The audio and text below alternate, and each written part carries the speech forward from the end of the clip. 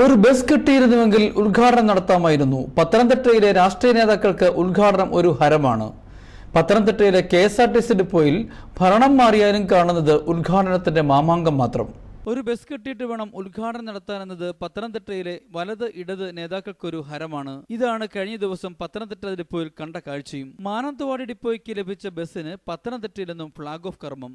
മാനന്തവാടിയിൽ flag off നടത്താൻ ആരും ഇല്ലാതെ പോയതാണോ അതോ അവർക്ക് ഇതൊന്നും ശരിയല്ല എന്ന തോന്നലാണോ എന്നത് ചോദ്യമായി അവശേഷിപ്പിക്കാം. UDF സർക്കാർ ഭരിച്ച കാലത്ത് മിക്ക ദിവസവും കാണുന്നത് പത്തനംതിട്ട KSRTC ഡിപ്പോയിൽ നിന്നും പുതിയ ബസ് സർവീസുകൾ ആരംഭിക്കുന്നതിന്റെ ഫ്ളാഗ് ഓഫ് ആയിരുന്നു. പുതിയ MLAയും ഇതേ പാതയിലൂടെയാണെന്നാണ് സംസാരം.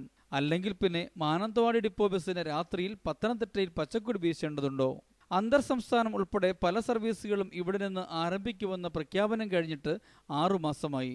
എന്തേ പത്തനംതിട്ടയ്ക്ക് സ്വന്തമായി ബസ് കിട്ടിയില്ല? സംസ്ഥാനത്ത് ഏറ്റവും കൂടുതൽ കളക്ഷൻ ഉണ്ടാക്കുന്ന ഡിപ്പോയായി ജീവനക്കാരെ കൊണ്ട് പണിയെടുപ്പിച്ചിട്ട് അതിന്റെ നേട്ടവും കൈവരിച്ചു. എന്നിട്ടും എന്തേ ഒരു ബസ് പോലും ഈ ഡിപ്പോയ്ക്ക് ഫ്ളാഗ് ഓഫ് ചെയ്യാൻ ലഭിക്കാതെ പോയി എന്നതാണ് ഇപ്പോൾ ഉയരുന്ന ചോദ്യം. പത്തനംതിട്ടയിൽ നിന്നും മാനന്തവാടിയിൽ നിന്നും രാത്രി 10:30 പുറപ്പെട്ട് രാവിലെ 7:15 പത്തനംതിട്ടയിൽ എത്തിച്ചേരും. പത്തനംതിട്ടയിൽ നിന്നും രാത്രി 7 മണിക്ക് മാനന്തവാടിക്കും പോകും.